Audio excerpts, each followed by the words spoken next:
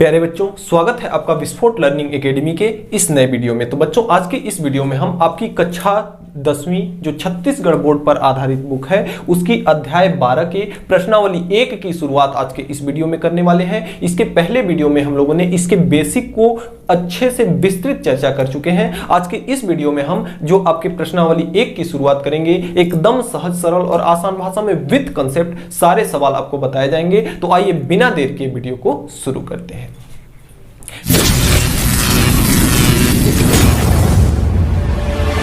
देखिए, आपके प्रश्नावली 1 का जो पहला सवाल है उसमें दिया है कि वृत्त के जीवा की आपको लंबाई ज्ञात करनी है, जिसमें से आपको त्रिज्या का मान दिया है 13 सेंटीमीटर और जीवा से केंद्र की दूरी कितनी दी है 12 सेंटीमीटर। इसी को मैं अगर एक वृत्त की सहायता से, चित्र की सहायता से समझने का कोशिश करूं तो यहां पे देखिए केंद्र होता है, वृत्त का ये केंद्र हुआ और देखिए त्रिज्या का मान दिया है 13 सेंटीमीटर और जीवा की केंद्र से दूरी मान लेते हैं कि इतनी दूरी पर एक जीवा स्थित है, इतनी दूरी पर एक जीवा AB स्थित है और ये वाला यम पर मिल रही है और ये O वृत्त का केंद्र है। जीवा से केंद्र की दूरी दिया है 12 सेंटीमीटर और वृत्त की त्रिज्या दिया है 13 सेंटीमीटर। त्रिज्या क्या होती है? वृत्त के केंद्र से परिधि को मिलाने वाली रेखा क्या कहलाती है? त्रिज्या कहलाती है। तो ये वृत्त का केंद्र हुआ और परिधि इसकी ये हुई। ये गोलाकार जो पथ दिख रहा है वह क्या है? परिधि है। तो परिधि का मान, त्रिज्या का मान कितना दिया है? 13 सेंटीमीटर। देखिए, मैंने इधर भी मैं त्रिज्या बना सकता था, लेकिन इस पे त्रिज्या बना लिया हमने क्योंकि ये एक त्रिभुज बन जा रहा है और ये त्रिभुज यहां पे जब ये लंब डाला गया है तो 90 डिग्री का होगा। अगर 90 डिग्री का होगा तो कौन सा त्रिभुज बन रहा है? समकोण त्रिभुज। और समकोण त्रिभुज से संबंधित हम पाइथागोरस प्रमेय जानते हैं। पाइथागोरस प्रमेय क्या कहता है? पाइथागोरस प्रमेय है आपका गोरस प्रमेय। पाइथागोरस प्रमेय आपका है कि कर्ण का वर्ग बराबर होता है शेष दोनों भुजाओं के वर्गों के योग के, तो प्लस आधार का वर्ग, ये चीज होता है। अब देखिए इसमें क्या क्या है, ये आपका आधार है, ये आपका कर्ण है और ये आपका लंब है। आपको ज्ञात क्या करना है? जीवा की लंबाई यानी AB का मान आपको ज्ञात करना है। तो आइए देखते हैं, करते हैं बारी बारी से। कर्ण इसका है 13, तो ये आपका हो जाएगा 13 का स्क्वायर और बराबर लंब कितना है? 12, तो ये आपका हो जाएगा 12 का स्क्वायर। आधार क्या है? AM का मान पता नहीं है तो AM के जगह पे हम रख लेते हैं AM ही, तो ये आपका हो जाएगा AM का स्क्वायर। अब एक जाति वालों को एक साइड में हम कर देंगे, पहले इसको खोल लेते हैं। 13 का वर्ग हो जाएगा 169 बराबर 12 का वर्ग हो जाएगा 144 और प्लस का ये हो जाएगा A × M का स्क्वायर। 144 को इधर लेके आ जाएंगे हम, तो ये आपका है 169। 144 जब इधर आएगा तो माइनस का हो जाएगा आपका 144 और बराबर इधर कितना बचेगा? AM का स्क्वायर। 169 में से 44 निकालेंगे, आपका हो जाएगा 25 और इधर बचेगा आपका AM का स्क्वायर। स्क्वायर जब भी हटाते हैं तो बॉर्डर इस पार आके किस में हो जाता है? अंडर रूट में। तो ये आपका हो जाएगा अंडर रूट 25 बराबर AM स्क्वायर हट जाएगा इसका और अंडर रूट 25 का मान कितना होता है? 5। तो AM का मान कितना आया? 5। अब हमें AM नहीं चाहिए, हमें तो चाहिए AB। क्या चाहिए? AB। हम जानते हैं कि ये जो इस पर O से बिंदु M जो है इस पर सीधा सीधा लंब डाला गया है। तो हम ये प्रमेय पढ़ चुके हैं कि किसी वृत्त के केंद्र से किसी जीवा पर डाला गया लंब उसको 2 बराबर भागों में बांटता है, यानी जीवा को समद्विभाजित करता है। तो इसी स्टेटमेंट को हम लिख लेंगे, उसके बाद हम क्या करेंगे? इसके अप्लाई कर देंगे। तो यहां लिखेंगे कि हम जानते हैं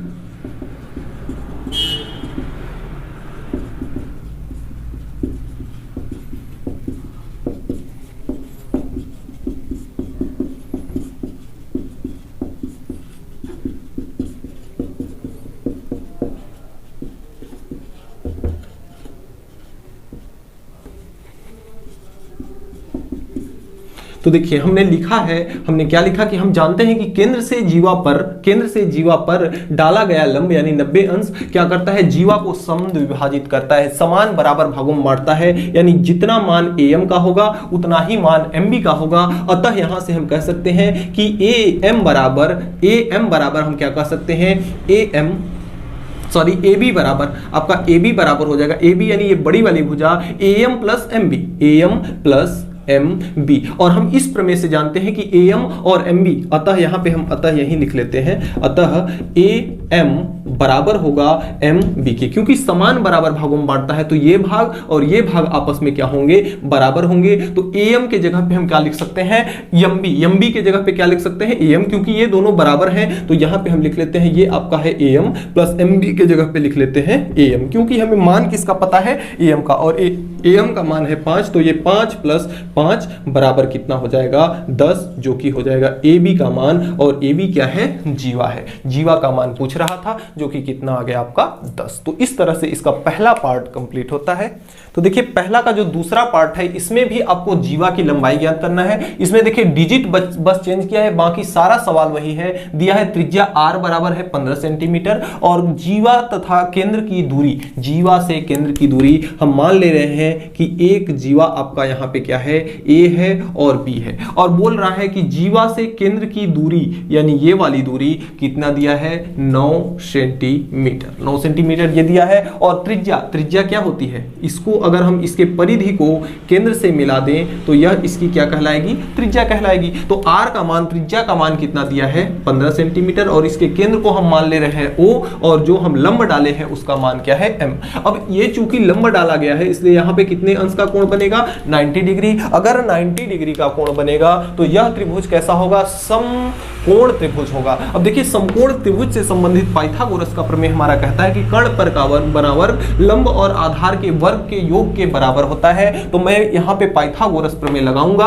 और इस आधार का मान ज्ञात करूंगा। ठीक उसी प्रकार से जैसे हमें पिछले सवाल में ए बी लिखा था, उसी प्रकार से हमें ए बी का मान यहाँ भी ज्ञात करना है। तो आइए उसी मेथड से करते हैं। देखिए कर्ण, कर्ण कितना है 15, तो ये आपका हो जाएगा 15 का स्क्वायर। लंब कितना है 9, तो ये आपका हो जाएगा 9 का स्क्वायर, प्लस आधार कितना है ए एम है, तो ये आपका हो जाएगा ए एम का स्क्वायर। 9 को इधर लेके आ जाएंगे तो 15 का स्क्वायर हो जाएगा 225, 9 इधर आएगा तो माइनस का हो जाएगा, और 9 का स्क्वायर कितना होगा आपका 81, और इधर कितना बचेगा आपका, इधर बचेगा ए एम का स्क्वायर। अब 225 में से 81 घटाएंगे, कितना बचेगा, 5 में से 1 गया 4, यहाँ कितना हो गया, 12 हो गया, 12 में से 8 गया, कितना बचेगा 4, और यहाँ बचा 1, बराबर आपका हो जाएगा ए एम का स्क्वायर। अब स्क्वायर हटता है तो रूट आता है, तो ये आपका हो जाएगा अंडर रूट का 144 बराबर ए एम। यहाँ से देखिए स्क्वायर हटाया तो इस पर आ गया रूट बन के सवार हो गया। अब 144 का मान हमारा कितना होता है,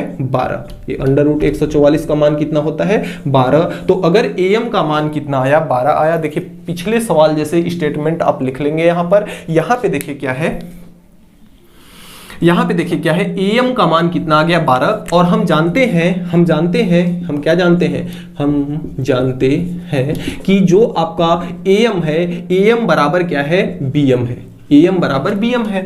तो यहां से हम ये कह सकते हैं और कि ए बी ये बड़ी वाली भुजा किसके बराबर है, A M plus M B, A M plus M B के बराबर है। अब देखिए ए एम और बी एम बराबर है, तो बी एम की जगह पे हम क्या लिख सकते हैं, ए एम लिख सकते हैं। आइए लिख लेते हैं, ये आपका है ए बी बराबर A M plus M B के जगह पे हम क्या लिख सकते हैं, ए एम, तो ये आपका हो जाएगा ए एम, और ए एम का मान निकल के कितना आया है, ए बी, तो इसलिए ए बी का मान हो जाएगा 12 प्लस 12, इसका मान कितना आया है 12, तो 12 और 12 कितना हो जाता है 24, तो ये आपके जीवा की लंबाई कितनी आ जाएगी, 24। तो इस तरह से पहले का दूसरा पार्ट कंप्लीट होता है।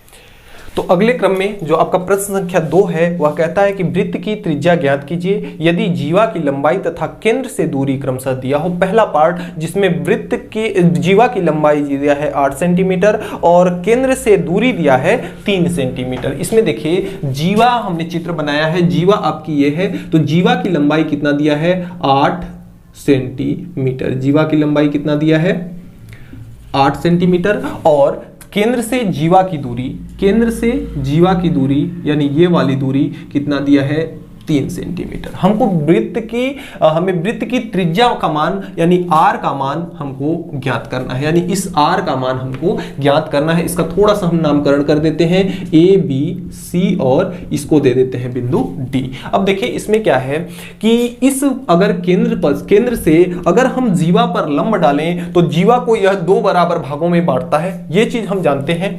चूंकि हम यहाँ पे लिखते हैं, वैसे तो आप शुरू में ही लिखेंगे कि चूंकि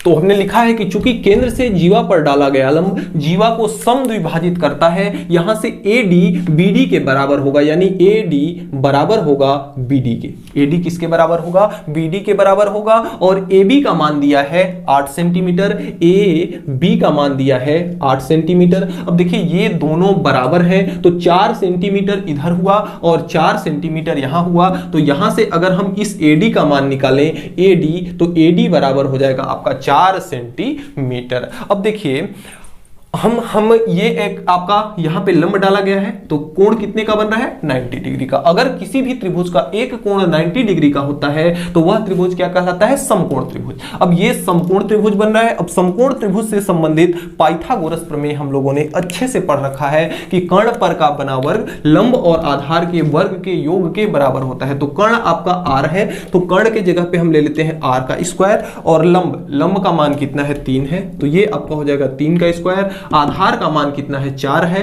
तो ये आपका हो जाएगा 4 का स्क्वायर। आर स्क्वायर बराबर यहां से 3 का स्क्वायर 9, 4 का स्क्वायर 16, और 16 9 कितना हो जाएगा? 25। यहां से स्क्वायर को हटाया जाएगा तो इधर क्या आ जाएगा? अंडर रूट में। तो आर का मान यहां से कितना आया? 5 आया। आर का मान कितना आया? 5 आया। तो इस तरह से पहला पार्ट दूसरे का पहला पार्ट कंप्लीट होता है। देखिए सबसे पहले हम चित्र को बनाएंगे, चित्र को बनाने के बाद इस स्टेटमेंट को लिखेंगे, उसके बाद हम लिखेंगे कि दिया है, जो दिया है उसको लिखेंगे, फिर पाइथागोरस प्रमेय लगाएंगे और इस तरह से आंसर लेकर के आएंगे। तो देखिए दूसरे का दूसरा पार्ट जो है इसमें कुछ भी नहीं किया है, बस डिजिट को यहाँ पे चेंज किया है, बाकी सारा कुछ वही है। इसमें भी त्रिज्या का मान ज्ञात करना है। जीवा की लंबाई मान लेते हैं कि ये एक जीवा है जिसकी लंबाई कितना दिया है? 24 सेंटीमीटर। पहले किसका मान दिया है? पहले दिया है जीवा की लंबाई। तो जीवा की लंबाई कितना दिया है? 14 सेंटीमीटर। तो ये आपका हो जाएगा 14 सेंटीमीटर। और क्या कह रहा है? केंद्र से जीवा की दूरी कितनी दी है? केंद्र से जीवा की दूरी ये वाली दिया है दूरी 24 सेंटीमीटर। अब देखिए हम क्या करेंगे, इसमें से हमें त्रिज्या का मान निकालना है, तो इस केंद्र को हम परिधि से मिला देंगे। तो केंद्र को परिधि से मिला देंगे तो ये हमारी क्या हो जाएगी? त्रिज्या हो जाएगी। दूसरा चीज हम ये जानते हैं कि यदि केंद्र से जीवा पर लंब डाला जाए, यानी यहां से अगर 90 डिग्री का कोण बनाया जाए तो ये 2 बराबर भागों में बांटती है। ADB अगर है तो ये इसको 2 बराबर भागों में बांटती है। बराबर भागों में कहने का मतलब ये है कि अगर ये 14 है तो 7 इसका ये वाला हिस्सा हुआ, 7 इसका ये वाला हिस्सा हुआ। बराबर भागों में बांटती है। तो यहां से जो हमारा AD था वह BD के बराबर है। AD और BD ये दोनों आपस में क्या है? बराबर है, क्योंकि समान भागों में बांटती है। तो AB का मान अगर 14 है तो AD का मान कितना हो जाएगा? 14/2 यानी कि 7 सेंटीमीटर यहां हो जाएगा। अब हम मान ज्ञात करेंगे। जान रहे हैं हम कि यहाँ 90 डिग्री का कोण बनना है। 90 डिग्री का मतलब होता है समकोण। तो समकोण संबंधी पाइथागोरस का प्रमेय लगाएंगे। कर्ण का स्क्वायर बराबर लंब प्लस आधार का स्क्वायर। तो कर्ण के जगह पे क्या है? R है, तो ये आपका हो जाएगा R का स्क्वायर। लंब का मान कितना है? 24, तो ये आपका हो जाएगा 24 का स्क्वायर प्लस आधार का मान कितना है? 7, तो ये आपका हो जाएगा 7 का स्क्वायर। अब देखिए यहाँ पे R स्क्वायर है। 24 का स्क्वायर हम कैसे करेंगे? जैसे अगर 24 का हमें स्क्वायर करना है तो 4 का स्क्वायर 16 होता है। 16 की 6 लिख दिए, हासिल आपका है 1। फिर हम क्या करेंगे? देखिए 3 डिजिट दिख रहा है आपको, 2 4 और 2, तो 2 चौका 8 और दूना 16, 8 दूना 16 और 1 आपका होगा 17। तो 17 की 7 लिख लिए, फिर से हासिल हमारा 1 रहा। फिर अब 2 का स्क्वायर कर देंगे यहाँ, तो 2 का स्क्वायर 4 और 4 और 1 कितना होता है? 5। तो ये 576 हो गया। और 7 का स्क्वायर कितना होता है आपका? 49 होता है। अब इन दोनों को जोड़ दिया जाएगा R स्क्वायर का मान, तो 9 6 15 और 7 4 11 और 1 12 और ये 5 और 1 कितना हो जाएगा? हासिल 6। अब R का मान स्क्वायर हटाते हैं तो अंडर रूट हो जाता है। और 625 जो होता है किसका मान होता है? आपका 25 का। अंडर रूट 625 किसका मान होता है? 25 का। तो यहां से R का मान कितना निकल के आया? 25। तो इस तरह से आपका दूसरे का दूसरा पार्ट कंप्लीट होता है। तो अगले क्रम में जो प्रश्न संख्या 3 है आपका, उसमें कह रहा है कि आकृति 30, ये आकृति दी गई है, उसमें PQ व्यास है। PQ यानी ये वाली भुजा, P से Q तक ये बड़ी वाली भुजा क्या कह रहा है कि व्यास है, और MN PO पर लंब है। MN इस पर क्या है? लंब है, यानी कितने अंश का कोण बना रहा है? 90 डिग्री का कोण बना रहा है। और कह रहा है कि PQ की लंबाई, इस पूरे व्यास की लंबाई कितनी है? 10 सेंटीमीटर है। और PR की लंबाई 2 सेंटीमीटर हो तो यमन का मान m इंटू यम और n, यानी यहां से लेके यहां तक की लंबाई आपको ज्ञात करना है। देखिए सब कुछ सीक्वेंस में चलेगा। ये अगर 90 अंश का यहां कोण बना रहा है, यानी कि इस पर लंब डाला गया है, तो अगर ये इस पर लंब है, ये रेखा अगर इस पर लंब है, यानी कि यह भी इस पर क्या होगा, लंब होगा। और केंद्र से किसी जीवा पर डाला गया लंब, केंद्र से अगर ये 90 डिग्री का है तो यह भी कितने डिग्री का होगा, 90 डिग्री का। हम जानते हैं कि अगर एक खड़ी पाई जा रही है तो इसका पूरा कोण जो होता है कितने अंश का होता है, 180 अंश का। तो 180 में से अगर ये 90 है तो यह भी कितना होगा, 90 का होगा। 90 का मतलब यहां पे ये है कि जीरो, ये जो O है, O से R पर क्या है, लंब है। 90 डिग्री क्या बताता है कि R जो O R रेखा है वह इस MN पर क्या है, लंब है। और हम ये जानते हैं, चूंकि हम जानते हैं, यहां लिखेंगे हम कि चूंकि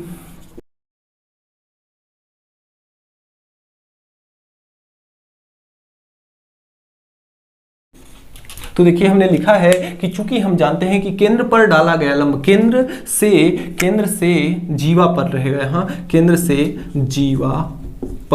से जीवा पर डाला गया लंब जीवा को 2 बराबर भागों में बांटता है। तो यहां केंद्र से जीवा पर, ये MN क्या है, जीवा है, इस पर लंब डाला गया है, तो यह जीवा को 2 बराबर भागों में बांट देगा। यानी ये वाला भाग और ये वाला भाग आपस में क्या होगा, इक्वल होगा, बराबर होगा। दूसरी चीज कि यहां इसकी लंबाई देखिए, PQ की लंबाई दी है, PQ की लंबाई दिया है आपका 10 सेंटीमीटर। तो PQ की लंबाई 10 सेंटीमीटर है, PQ बराबर कितना है, 10 सेंटीमीटर। तो यहां से अगर हम OP का मान निकालें तो OP बराबर हो जाएगा 10/2, क्योंकि ये PQ क्या है, व्यास है, और OP क्या है, त्रिज्या है। तो त्रिज्या जो है व्यास की आधी होती है, तो OP का मान आ गया आपका 5 सेंटीमीटर। अब देखिए OR का मान दिया है, अब OR बराबर दिया है, OR बराबर कितना दिया है, ये 2 सेंटीमीटर दिया है। PR बराबर कितना दिया है आपका, OR नहीं PR, तो PR बराबर दिया है 2 सेंटीमीटर। ये क्या किया गया है, दिया है। तो PR अगर 2 सेंटीमीटर दिया है और OP 5 सेंटीमीटर है, ये वाली रेखा 5 सेंटीमीटर है, ये वाली 2 सेंटीमीटर है, तो 5 में से 2 घटा देंगे तो ये क्या बचेगा, 3 बचेगा। यानी OR बराबर आपका हो जाएगा, OR बराबर हो जाएगा OP, बड़ी वाली भुजा, OP माइनस का PR, तो माइनस का PR। अब OP का मान कितना है, OP का मान है 5, तो 5 और PR का मान है 2, तो यह कितना हो जाएगा आपका 3, बराबर कितना आ गया, 3 सेंटीमीटर। OR की वैल्यू कितनी आ गई, इसका मान 3 सेंटीमीटर आ गया। अब इसको अगर ऐसे हम मिला दें तो अब यहाँ पे 90 डिग्री बन रहा है, तो एक त्रिभुज बन गया। और एक त्रिभुज का अगर कोई कोण 90 डिग्री का हो तो वह समकोण त्रिभुज होता है, और वहां पे हमारी पाइथागोरस थ्योरम लगती है। तो पाइथागोरस प्रमेय यही कहता है कि जो आपका कर्ण का वर्ग होता है वह लंब के वर्ग प्लस आधार के वर्ग के बराबर होता है। तो अब देखिए यहाँ पे कर्ण क्या है, कर्ण आपका ये है जो कि R है। यहाँ पे हमें R का मान यानी कि OM, तो देखिए इस R का मान क्या है, यहाँ पे PQ का मान, ये OP क्या है, त्रिज्या है। और किसी भी एक वृत्त के अंदर सभी त्रिज्याएं समान होती हैं। तो यहां तक की दूरी अगर 5 है, यहां तक की दूरी 5 है, तो यहां से यहां तक की भी दूरी कितनी होगी, 5 ही होगी। तो यानी ये दूरी 5 है, तो यहां से अगर कर्ण का वर्ग करें तो 5 का वर्ग, लंब का मान कितना है, लंब का मान हमें पता करना है। लंब के जगह पे MR है, तो ये हो जाएगा MR का स्क्वायर प्लस आधार है 3, तो ये हो जाएगा 3 का स्क्वायर। ये आपका हो जाएगा 25, 3 इधर आएगा तो 3 का स्क्वायर 9, और ये हो जाएगा MR का स्क्वायर। 25 में से 9 निकलेगा तो आपका बचेगा 16 बराबर MR का स्क्वायर। तो यहां से स्क्वायर अगर हटाते हैं तो इस साइड में आके रूट हो जाएगा, तो रूट 16 बराबर ये हो जाएगा, ये कैपिटल R है, स्मॉल r नहीं लिखेंगे हम। तो ये आपका हो जाएगा स्क्वायर इधर आया तो रूट हो गया, और रूट 16 का मान होता है 4, और MR का मान कितना आ गया यहाँ से 4। अब MR का मान आपका 4 आया है। अब देखिए यहां से MR यानी ये वाला मान कितना है, 4 है। और हम जानते हैं कि MR और RN बराबर है, तो MR भी 4 होगा और RN भी 4 होगा। ये दोनों किसके बराबर होंगे, 4 के बराबर होंगे। और n बराबर कितना है, MN बराबर हम लिख सकते हैं MR plus RN, MR plus RN। अब देखिए MR का भी मान 4 है, RN का भी मान 4 है, तो ये आपको हो जाएगा 4 प्लस 4 बराबर 8। यम एन का मान यहां से कितना आ गया आपका 8। तो थोड़ा सा इसमें कॉमन सेंस लगाना था, बाकी कुछ भी नहीं रखा है। ये लंब है तो सॉरी, यहाँ पे अगर 90 डिग्री का कोण बन रहा है तो ये जीवा को 2 बराबर भागों में बांटेगा। इस तरह से एक त्रिभुज बना लिए। अब अगर इसकी वैल्यू हमें पता हो गई, तो इसकी वैल्यू अगर पता हो गई तो ये दोनों आपस में बराबर हैं, तो इसकी वैल्यू जितनी आएगी उसी का जस्ट डबल कर देंगे तो हमारा जीवा का मान पता हो जाएगा। तो इस तरह से तीसरा सवाल आपका कंप्लीट होता है।